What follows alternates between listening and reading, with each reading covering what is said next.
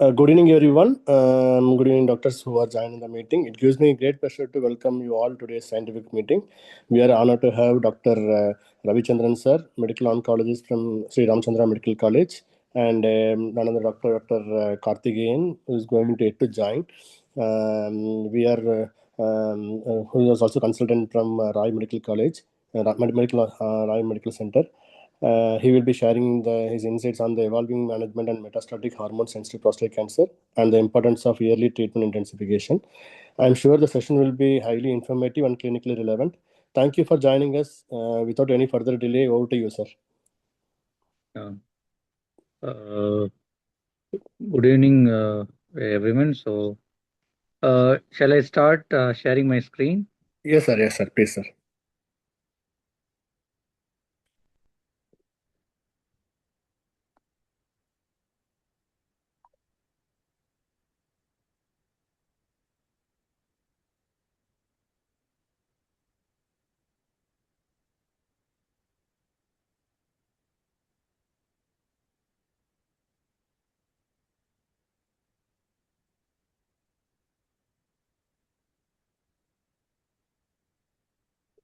At the outset, I'd like to thank Bias Former for giving this opportunity.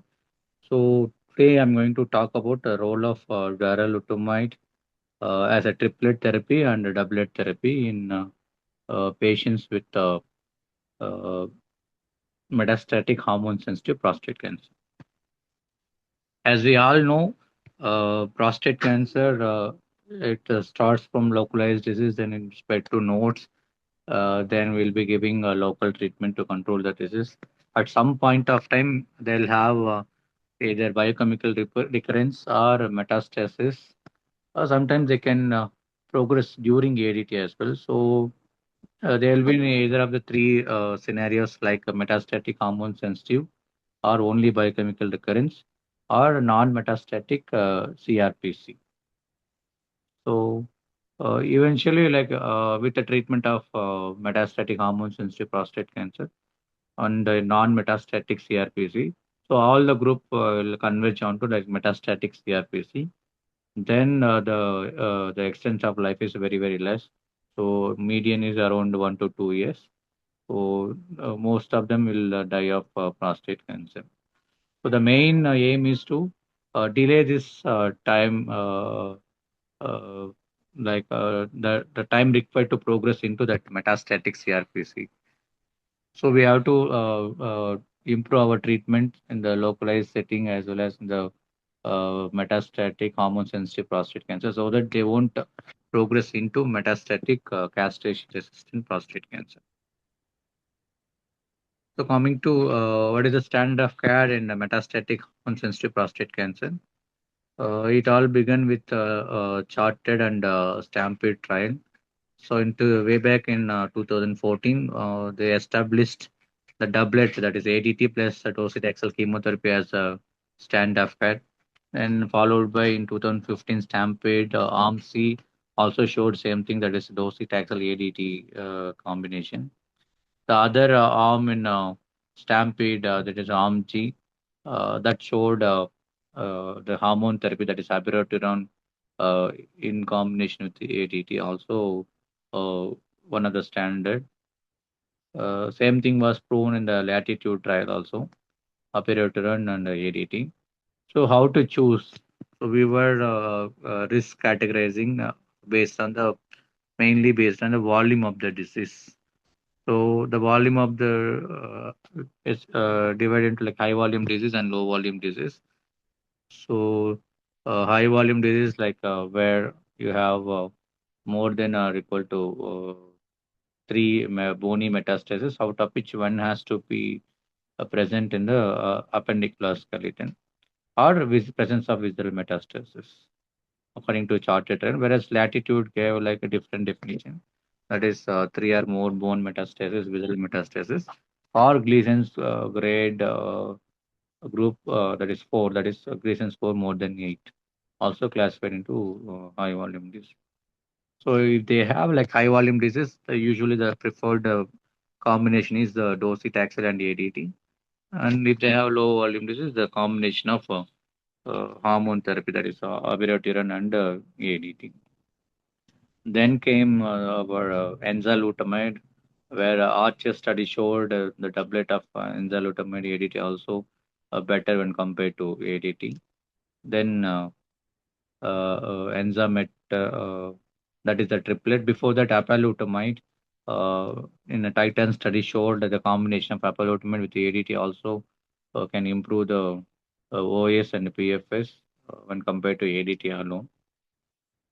Then in 2021, the triplet therapy came into existence, uh, where three trials, like namely Enzamet, Phase Peace 1, and ARSEN study. Enzamet was a negative study where they used a combination of enzalutamide, ADT, plus or minus docetaxel. It could not show the progression-free survival and OS benefit, whereas your Peace 1 and ARSEN study could show the both the PFS and OS benefit. Peace study showed that combination like abiraterone ADT plus docetaxel, whereas ARSEN explored the combinations of darolutamide, ADT, and docetaxel. So what about dual like combination of darolutamide and ADT? So we have the data now, that is ARANOT and ARASEX study, that also showed like the combination of darolutamide plus ADT is a good option as like your abiraterone ADT or apalutamide ADT or enzalutamide ADT. And it is the only AR inhibitor, that is androgen receptor inhibitor, which can be used as a triplet as well as doublet. The other androgen receptor inhibitors like enzalutamide had a negative study, whereas apalutamide yet to have a study for the triplet regime.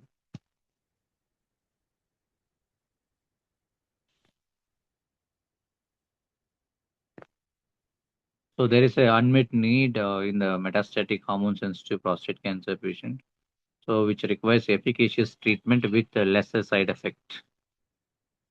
Uh, so we have data on from the ARSEN study. It is a phase 3 study in combination with the docetaxel ADT with darolutamide. So it showed uh, like efficacy in terms of radiological progression-free survival and overall survival.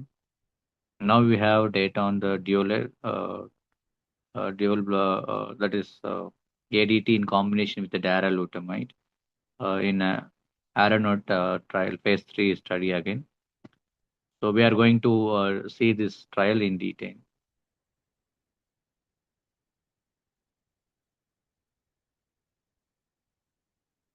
So for patients with the high volume disease, and if they have high risk features like uh, uh, very high PSA or presence of high grade tumor, or if they have lytic lesions or unfavorable molecular prognostic markers.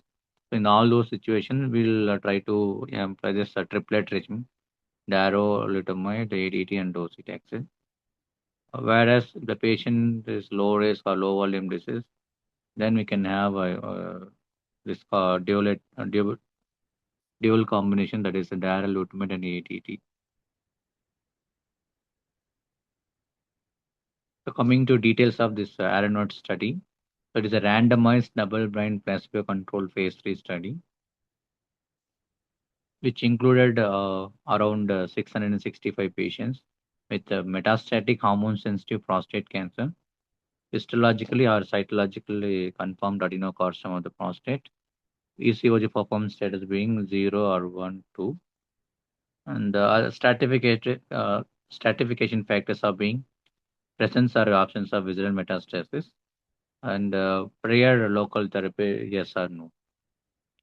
So they randomized into 2:1 fashion. The experimental arm received darolutamide 600 mg BED in combination with the ADT, whereas control arm is placebo plus ADT. The primary endpoints being radiological progression-free survival. Secondary endpoints, we have various secondary endpoints: overall survival, time to initiation of subsequent anti-neoplastic therapy, time to CRPC, time to PSA progression, and rates of undetectable PSA, that is, patients who are achieving PSA levels less than zero point 0.2 nanogram per ml, and time to pain progression, and safety, and other various endpoints like PFS2, time to deterioration of the fact, and time to first prostate cancer related invasive procedure. So the data cutoff was done on June 7, 2024. The median duration of follow-up in darolutamide group is around 25.3 months, whereas in the placebo group it is 25 months.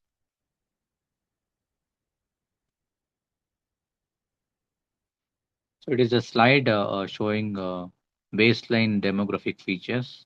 So we can clearly see both the experimental arm and control arm are well balanced. The median age being 70 years in a both arm, and most of the patients are white, around 56%. And this study included Asian patients also. That is very important. Around one third of them were Asians, and around 10% were black, and rest were 2 to 4%. So coming to region also, Asian, Latin America, and Europe and rest of the world. So Europe and rest of the world constitutes the majority, around 40%. Asia are being 30%, and Latin America being one fourth of the patients. Uh, ECOG performance status, again, so we can say 50% with a zero, and around 40, close to 50% with the ECOG performance status 1 and 2. Gleason score more than 8. Around 70% of the patient had a Gleason score more than 7 and 8. PSA, median PSA is 21. It is similar in both the experimental and control group. De novo metastasis being 70% in the both arms, and recurrent disease being around 30%. High volume disease, again in the high volume, 70% of them have a high volume disease. Around 30% had low volume disease. So as I said, usually for high volume disease, we use the triplet therapy, whereas this trial included around 70% of the high volume disease. So if the patient is not fit enough to get chemotherapy, so we can use this tablet also in patients with high volume disease. Coming to visceral metastasis, around 10% of the patient had a visceral metastasis, and prior local therapy was done in around 18%. Is the demographic distribution. So around 14% were Chinese, 13% were Indians, and Taiwan 3%, Australian 4%, New Zealand 2%. Coming to the primary endpoint, that is radiological progression-free survival. So when compared to placebo plus ADT, darolutamide plus ADT significantly reduce the risk of radiological progression or death by 46%. That means hazard ratio is 0.54. So there is a 46% reduction in the risk of the radiological progression or death. The median PFS is not yet attained in the experimental arm, whereas median for placebo is around 25 months. Coming to subgroup analysis for radiological progression-free survival, there is the forest plot showing various stratification like age, baseline PSA value, ECOG performance status, Gleason score, disease volume, race, geographical region, visceral metastasis, and prior local therapy. So we can clearly see all the bars are towards favoring a group that is darolutamide plus ADP. Only 3 bars that are touching or crossing the line of null effect. That is age being 75, like 85. That is one. The other being uh, black race. They are having like very less number. And then the other factor that crosses line is presence of visceral metastasis. Anyway, presence of visceral metastasis comes under high volume disease. Usually we prefer triplet rather than this doublet. So otherwise, all other stratification risk factor groups favored a combination of darolutamide and ADT. If you take like high volume and low volume, so without maybe we can say like a high volume without visceral metastasis, they favor this doublet combination of darolutamide and ADT.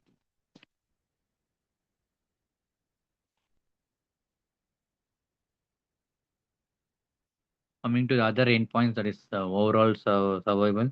So for median is not yet attained in experimental norm, but as the data cut off, uh, we can clearly see all are favoring towards the combination of darolutamide and the ADT. OS alone crossing the line of null, but still it is immature. Time to progression to metastatic CRPC and time to PSA progression, time to initiation and the subsequent systemic therapy. So everything is favoring the combination of darolutamide and ADT.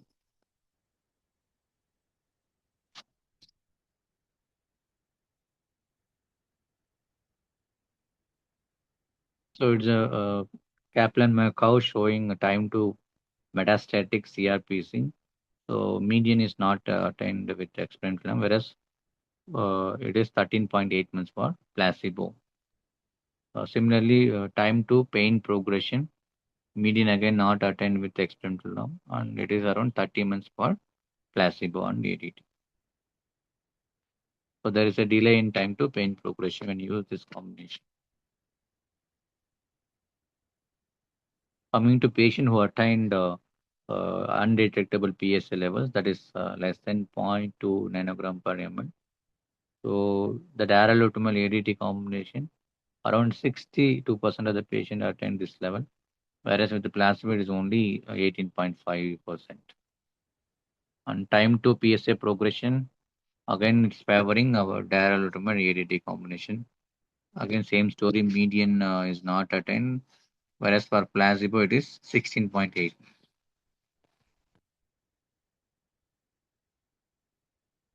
So coming to based on the volume of disease, high volume disease and low volume disease, uh, at 24 weeks, 36 weeks, 48 weeks, and at any point of time. So that is 24 weeks, around 6 months. So around 44% of the patients attained this PSA less than zero point 0.2 nanogram per ml. At any point of time, around 54%, that is more than 50% of the patient attain this value, whereas it is only 15% with the placebo. In low volume disease, the numbers goes up like it is as high as 80%. 80% of the low volume disease patients will have PSA less than zero point 0.2 nanogram per ml. With placebo, it is only 25%.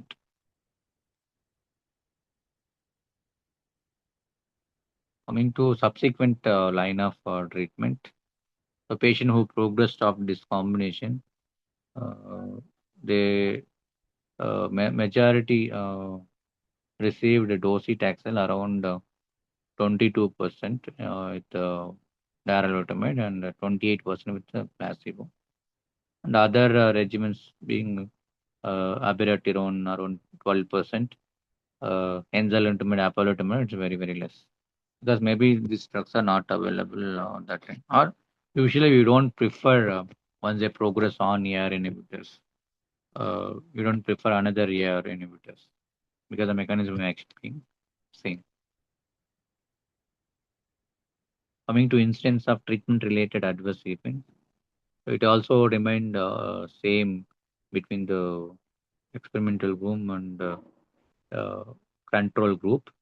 So not much of side effects with darolutamide. If you take any side effects, any adverse events, any grade, 91% versus 90%. And grade 3, grade 4, 30% and 30%, but grade 5, same it is 4.7 and 5. So So it is very important on the right side. So treatment related adverse event that leading to permanent discontinuation. So that is less with darolutamide when compared to placebo. It's 6% versus 9%.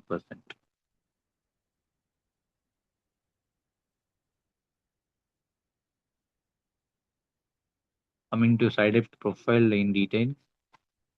So anemia being 3% versus 3%. All are both are equal: anemia, arthralgia, UTI,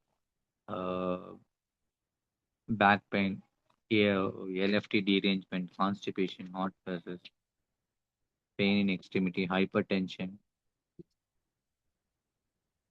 If you see the fatigue, so you have like a more incidence of fatigue with apalutamide and abiraterone and isotamide. With the darolutamide is almost nil. The grade 3, grade 4 fatigue is zero, whereas the grade 1 and 2, it is only 5.6%.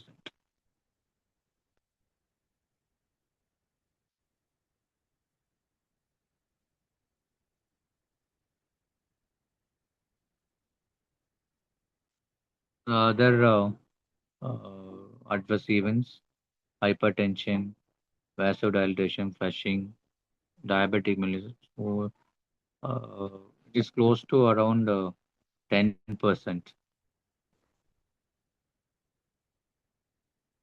Whereas other mental impairment and falls, heart failure, depression, mood disorders, cerebral is a very, very less than 5%.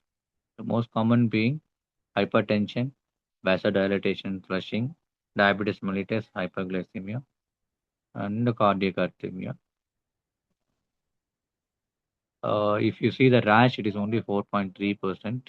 So with apalutamide, we know like it is a rash is the most common side effect, difficult to manage as well. So with the darolutamide, the incidence of rash is very less.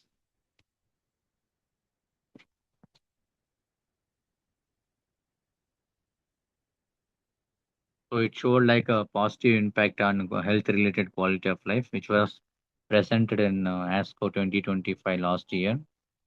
So that the fall in fact P score, uh, it extended the median time to deterioration by 5 months versus placebo. So there was a delay in deterioration by 5 months with the darolutamide. So the median time for deterioration is 16.6 months with the darolutamide ADT, whereas it is 11.5 months with the placebo and ADT.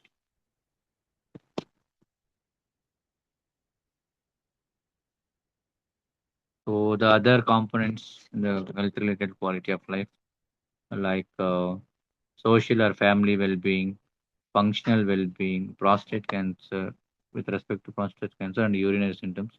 So all the bars are favoring a combination of darolutamide and ADT.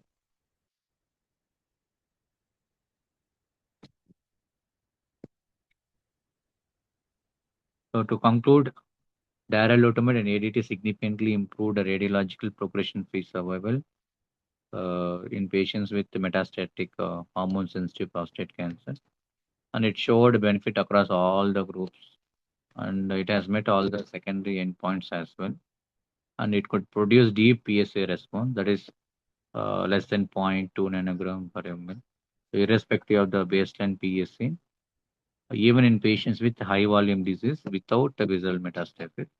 Around 50% of them can achieve PSA of less than zero point 0.2 nanogram per ml, whereas for low volume disease, around 82% of the patient can achieve that PSA, that is less than zero point 0.2 nanogram per ml. So not only like the primary points like radiological progression, free survival, overall survival, the other factors also like in the health related quality of life, it did not deteriorate this quality of life. Time to it improved time to pain progression, social family well-being, functional well-being, and other symptoms, urinary symptoms because of prostate cancer. So everything favored darolutamide. So with this, we can recommend the combination of darolutamide ADT in metastatic hormone sensitive prostate cancer patients, even though they have a high volume disease, provided they should not have a visceral metastasis. Only that group of patients alone did not show the benefit with this combination. Otherwise, we can use the combination of darolutamide ADT for all the patients. Thank you. With this, I would like to conclude my talk. Uh, Thank you once again, Bayes, for giving this opportunity. Thank you, Doctor. Thank you, Dr. Ravishankar sir, for your insightful and engaging presentation. We sincerely appreciate your time and expertise in sharing the latest evidence and practical perspectives in the management of MHSPC, sir. And we have Dr. Karthikeyan sir online. Karthikeyan sir, shall I share the slides, sir? Yeah, please. Yeah. So I welcome you for this scientific session. So I will share the Yeah. slides, sir, right now.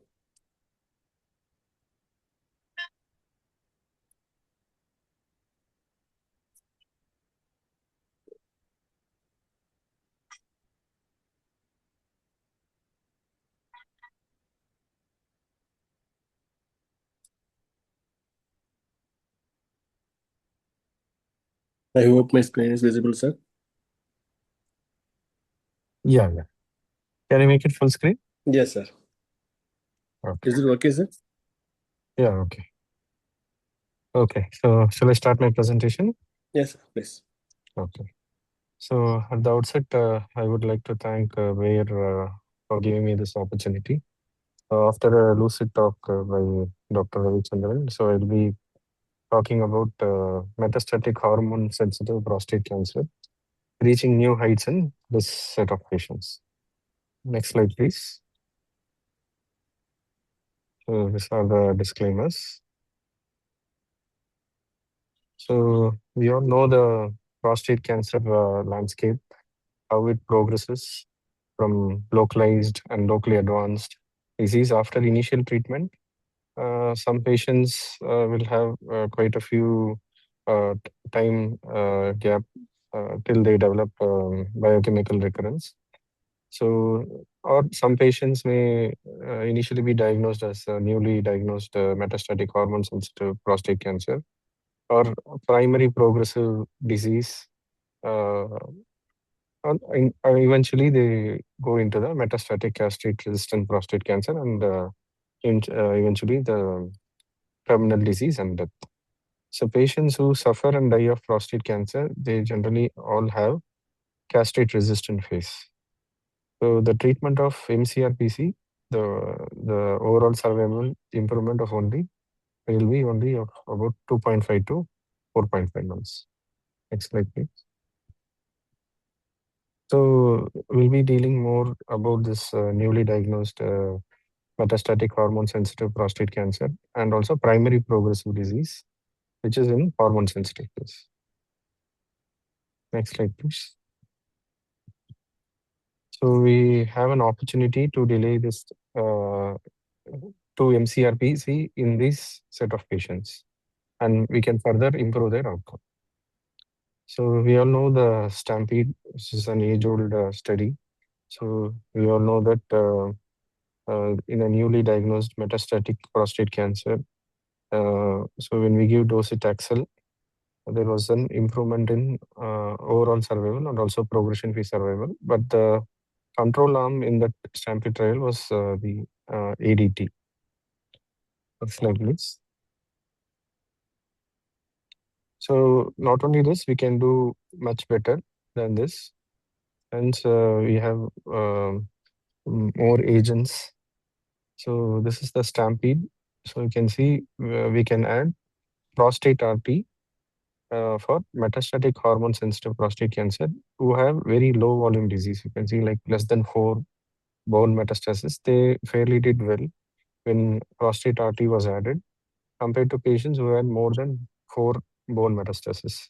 So you can see the curves there. There was good separation of curves. So when compared to standard of care, when RT was added, there was improvement in failure-free survival and also the overall survival at the end of 24 months and also 36 months and even at the end of 2 years.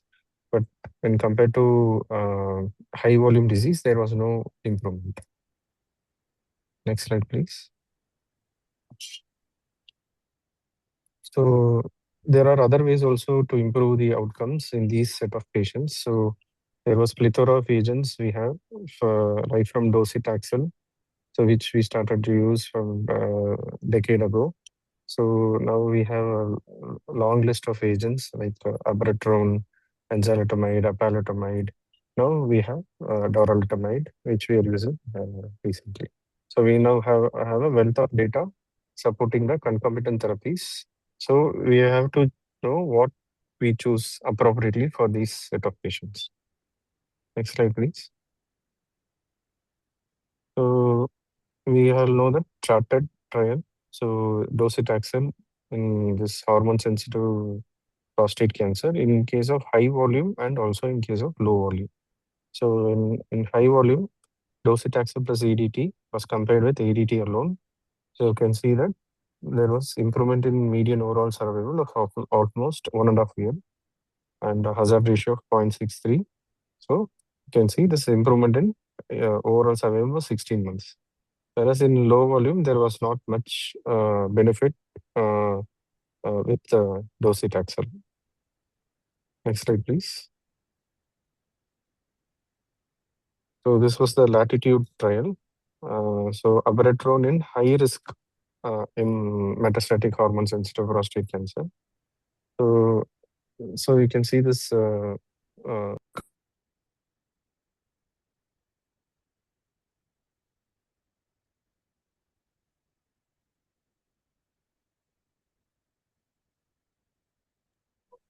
So you can see this curve. So ADT and placebo was compared with ADT and abiraterone. So you can see there was a separation of curves. So there was improvement in overall survival. So almost there was an improvement of close to 17 months. So even the PSA progression also was less in the combination arm. So abiraterone was the first to show that hormonal treatment can be effective. However, it is important to understand the treatment journey of the control arm when interpreting this data. Next slide, please. So another drawback of using this abiraterone is we generally give with this steroids. So even with low dose of steroids, we generally give 10 milligram. So even with 5 milligram, there was a lot of side effects associated with steroids like hypertension, hepatotoxicity. So hypertension, grade 2, grade 3 and grade 3 toxicity was higher. And also hepatotoxicity also was comparatively higher. And hypokalemia. So this was also a major side effect. Fluid retention, osteoporosis, cataract, and alteration in liver enzymes. So all these was a major concern when abiraterone was used along with steroids. Next slide, please. So this was another trial where they compared apalutamide. Apalutamide was added to ADT and it was compared with placebo. So the progression-free survival was so the progression-free survival in the low volume was 0.36 percentage of hazard ratio, whereas in high volume it was 0.53, and the overall survival was higher in the apalutamide plus ADT compared to placebo and ADT. Next slide, please. So this was the enzyme. So enzalutamide was used along with ADT compared to the non-steroidal anti-androgen.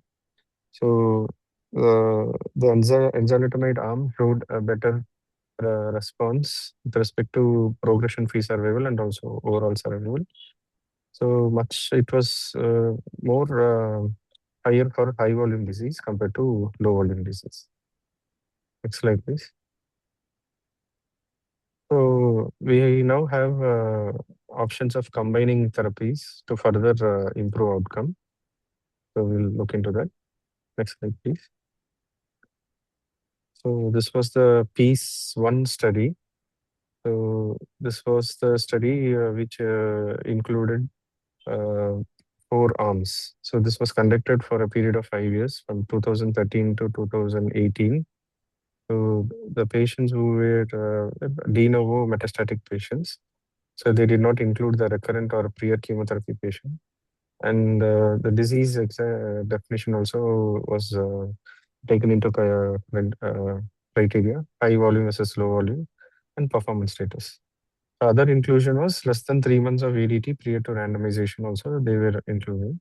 So stratification. So patient had performance status of score 0 to 1 and 2, and metastatic sites, lymph node only or bone or visceral, and also the type of castration, whether orchiectomy was used or LHRH agonist or antagonistic was used.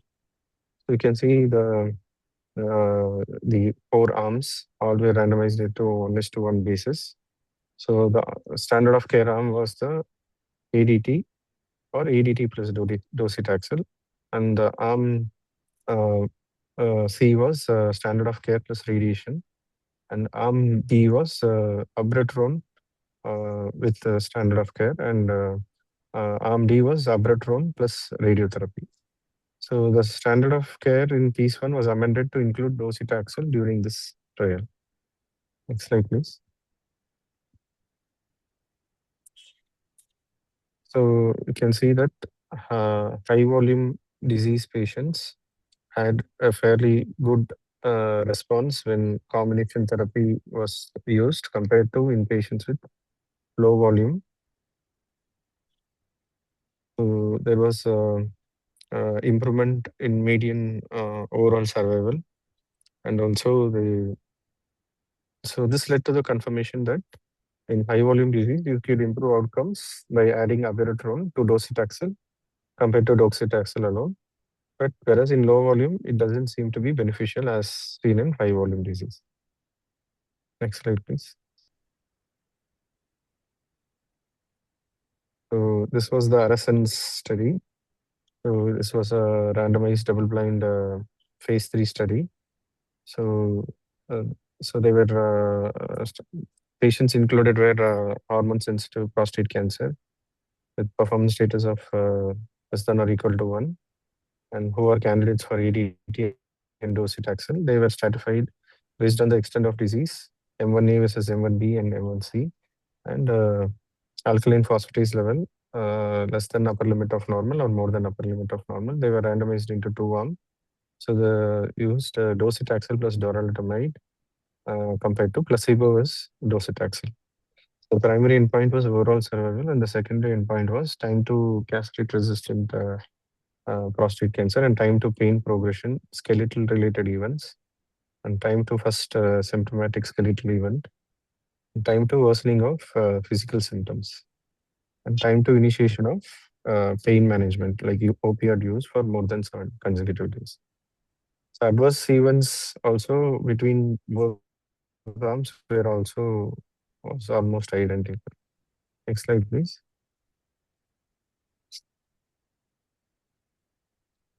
Next slide, Yes. please. So we can see that when doralitamide was added, there was improvement of more than 13% compared to placebo. So, so this, so you can see here there was 63% improvement, whereas in only placebo arm there is only 50% improvement. Next slide, please. So in coming to high risk and low risk, so high risk, you can see there is wide separation of curves. So placebo plus ADT did not fare that better compared to darolutamide and ADT. Even in low risk patients also there was improvement in when darolutamide was given. So whereas in other hormonal agents there was not much improvement in the low risk patients. So darolutamide benefit was seen in all subgroups of patients. Next slide, please. And other parameters like time to CRPC, time to pain progression, and time to skeletal related events, and time to other use of antineoplastic agents. So all these parameters there was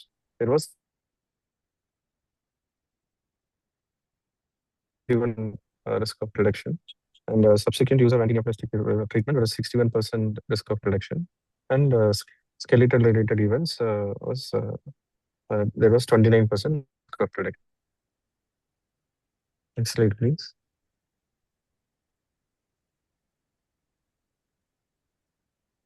So, and also PSA response and outcome. So more than two-thirds of the patient reached below zero point 0.2 in the overall study. So at the end of 24 weeks, 34 weeks, 36 weeks, and 52 weeks, you can see patients achieved undetectable PSA. So when doralutamide and ADT with docetaxel was used compared to placebo. So there was almost doubling in the response of PSA response. So there it became undetectable. And time to PSA progression also at the end of 36 weeks. So it became when doralutamide useful, whereas with others, it next slide, please.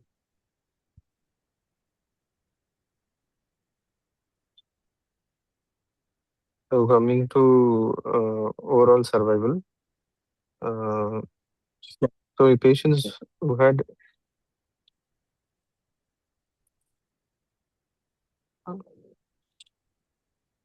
so doralutamide triplet achieved like progression survival. So patient who had long undetectable PSA, they fared better with respect to overall survival also. Next slide, please.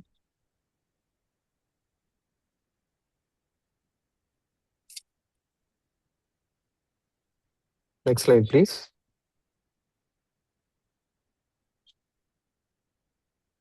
So doralutamide triplet. So from this thing, we can know that doralutamide triplet achieved long periods of no disease progression and also significant uh, improvement in progression-free survival. So coming to PSA response in low volume also, we can see it was similar, almost similar to high volume disease. So doralutamide combination fared better with respect to undetectable PSA and time to PSA progression and also overall survival. Next slide, please.